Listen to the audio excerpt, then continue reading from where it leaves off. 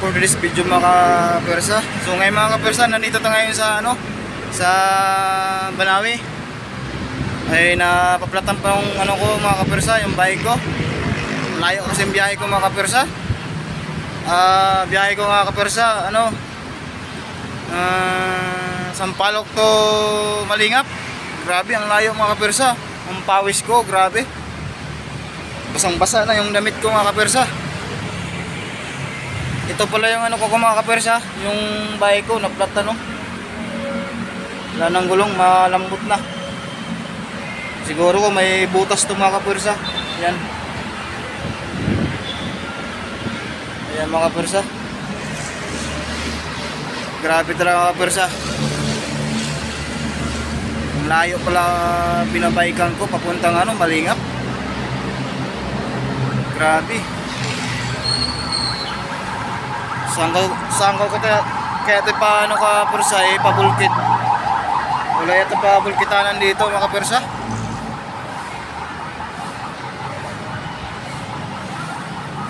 Ay nako.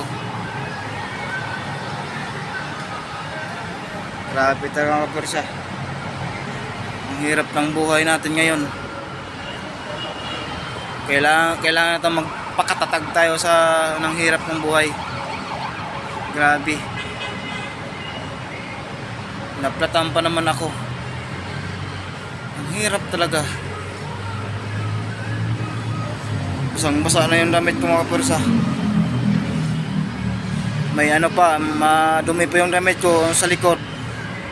Tumalsik yung mga tubig sa akin mga kapersa. Grabe. Wala kasi itong mga kapersa, tapaludo. Yan Lumang-luma na kasi ito, kung tatay ito bike ginamit ko. Kasi mahirap din mag-joyride tayo mga kapersa, mahal pag gabi. Pag umaga lang, mura lang pag umaga. So mga kapersa, hanggang dito lang video ko mga kapersa. Sana mga kapersa masuportahan niyo ako sa video na to. Yun lang sa inyo masasabi mga kapersa. Ingat ka palagi sa mga OFW dyan. Sana masuportahan niyo ako. Maraming salamat po sa inyo dyan. Bye bye. Mga kapersa, nakahanap na tayong kabulkitan ng mga kapersa. Ito daw ang ilakad po dito mga kapersa. Yan. Ayos ni kuya yung bike ko. Yan.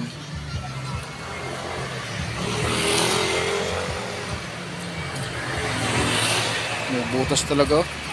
Ayan mga kapersa, may butas. Ayan, may butas siya.